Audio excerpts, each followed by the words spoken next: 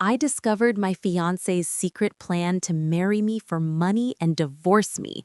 So I called it off, started running marathons, got rich, and now she's jealous of my new life.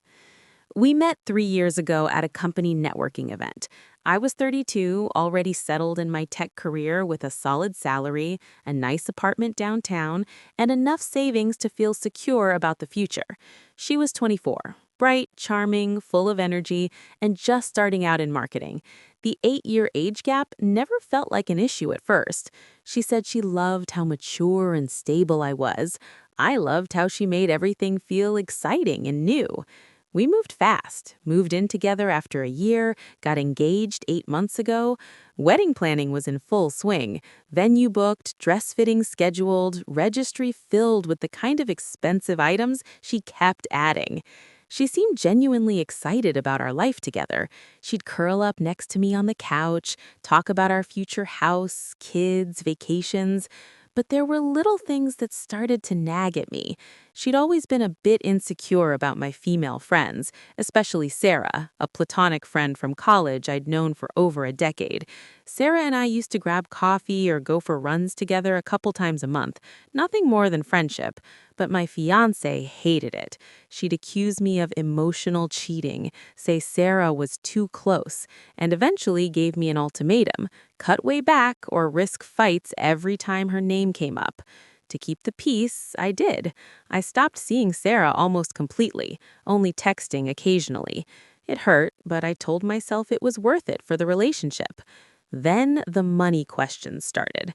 She became obsessed with our finances, pushing for a lavish wedding registry, designer china, luxury honeymoon packages, asking detailed questions about my investments and savings.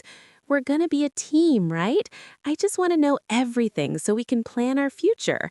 She even brought up a prenup once, then laughed it off, saying, I trust you completely, but just in case. I brushed it off as wedding stress. The truth came out by accident. One evening, she asked me to help fix her laptop. It was frozen on a Google Doc she'd been working on. I clicked around to save her work, and there it was, an open document titled Post-Wedding Plan Confidential. My heart stopped as I scanned it. It was a detailed roadmap. Marry me, accept all the wedding gifts in cash, she'd estimated 50K plus, wait 1 to 2 years, then file for divorce citing irreconcilable differences. She'd researched alimony laws in our state, calculated how much she'd get, half my savings, part of the apartment equity, and even had bullet points mocking me. He's so trusting and stable, he'll never see it coming. Easy money. There were screenshots of texts to a friend and a family lawyer discussing the best timing. I confronted her immediately. She walked in, saw my face, and knew. At first, she tried to laugh it off. Babe, it's just a stupid fantasy I wrote when I was mad about something. Delete it. When I showed her the timestamps and the research, the gaslighting kicked in full force. You're misreading it. It's not serious. You're being paranoid about gold diggers. You always get jealous when I talk about money. Tears. How could you think I'd do that to you? I love you. You're ruining our perfect life over a misunderstanding. You don't trust me at all. Blame shift. If you hadn't snooped on my laptop, this wouldn't be happening. You violated my privacy. I called off the wedding that night, told her to pack her things and leave. She cried, begged, said she'd change, but I was done. She moved out the next day. Then the smear campaign began. She told our mutual friends and her family a completely different story. I was controlling, broke up with her over nothing, obsessed with money and didn't trust her. She even twisted the Sarah situation, saying I'd been secretly talking to my ex-friend behind her back, and that's why I snapped. Friends started distancing themselves, texting me things like, she's devastated, man. Maybe you overreacted. Her family, who I'd grown close to, sent messages calling me cruel and immature. I was left alone, heartbroken, questioning everything. Had I really been so blind? The days after she left felt like walking through fog. I was 32, suddenly single, and the apartment that used to feel like ours was now just a hollow echo of what I'd lost. I kept replaying the Google Doc in my head, the mocking bullet points, the calculated timeline, the way she'd planned to use me like an ATM with a ring on it. Worse was the isolation. Mutual friends believed her version. I was the paranoid, controlling guy who freaked out over nothing and broke her heart. Texts came in like knives. "She's devastated, man. Maybe give her another chance." Her family, who'd welcomed me at holidays and called me son, now sent messages calling me cruel and immature. I felt like I'd been erased from my own life. The Sarah situation hurt the most. My fiancé had forced me to push her away, and I'd let it happen to avoid fights. Sarah and I had been friends since college, purely platonic, the kind of friendship where you could talk about anything without it ever getting weird.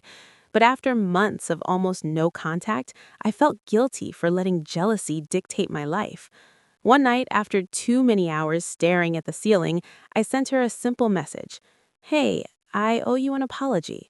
Things got complicated with the engagement, but I miss our talks. If you're open to it, I'd like to catch up." To my relief, she replied within minutes. "I've been worried about you. Coffee this weekend?" We started slow. Coffee turned into weekly runs in the park. Sarah never judged, never pried too hard. She just listened as I spilled everything: the discovery, the gaslighting, the way I'd let my fiancé control who I saw. Running became my escape. I'd always jogged casually in college, but now it was different. Every step helped quiet the noise in my head.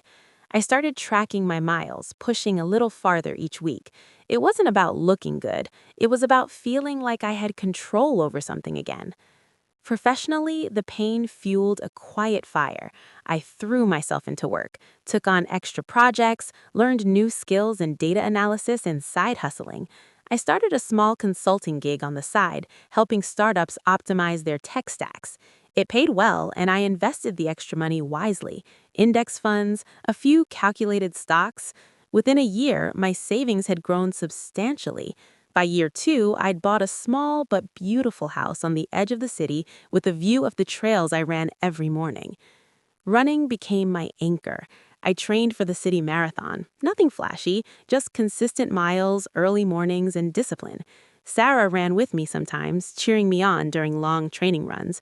We never crossed into anything romantic. She was my friend, my sounding board, the one person who saw me at my lowest and didn't flinch. Rebuilding that connection felt like reclaiming a piece of myself I'd lost. The marathon day arrived. I crossed the finish line in a time I never thought possible. Top 8% overall, a personal best I was stupidly proud of.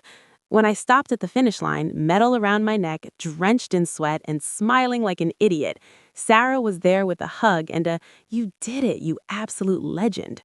For the first time in 2 years, I felt truly strong. I wasn't the same guy my ex had tried to break. I was fitter, sharper, financially secure, and slowly rebuilding a life on my terms. The pain hadn't vanished, but it had transformed into fuel. And somewhere along the line, I'd started to believe I deserved better. 2 years after the breakup, life looked nothing like I'd imagined it would. At 34, I was stronger, steadier, and honestly happier than I'd ever been. The marathon had been a turning point. Crossing that finish line in a top 8% time wasn't just about running. It was proof I could rebuild myself from the ground up. I kept running regularly, even qualified for the Boston Marathon the following year. Professionally, my consulting side hustle had grown into a full-fledged business: steady clients, passive income, and enough financial freedom to buy a cozy house with a big backyard, Trailhead. I wasn't flashy about it, but I was secure in a way I'd never been before. Sarah remained my closest friend. Our weekly runs turned into real support: deep conversations, laughter, no pressure. She never pushed for anything more than friendship, and I never asked. She was simply there, steady and honest, the kind of person who reminded me what trust felt like. Then I met Mia. We connected through a local running group. She was 31, funny, kind, and just as obsessed with early morning miles as I was.